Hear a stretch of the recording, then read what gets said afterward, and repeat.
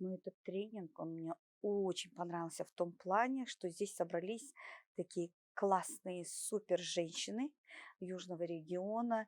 Здесь можно было поговорить, познакомиться, узнать интересы и то, что нас сближает.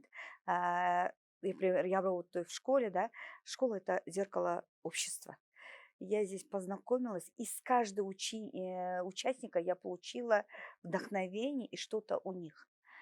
Были такие темы, которые потребность я в этих семинарах. Вот в этом тренинге у меня была потребность.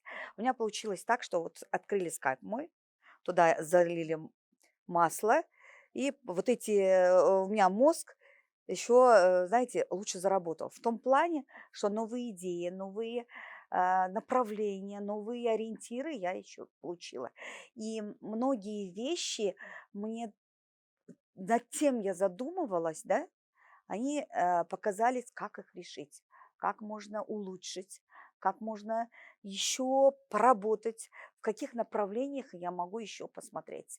Э, Мы только в движении, в обучении можем развиваться, и наша жизнь будет качественной, к чему мы стремимся. Э, Работая с детьми, с женщинами, вообще с родителями, да, чувствуешь потребность, чтобы быть чуточка впереди них.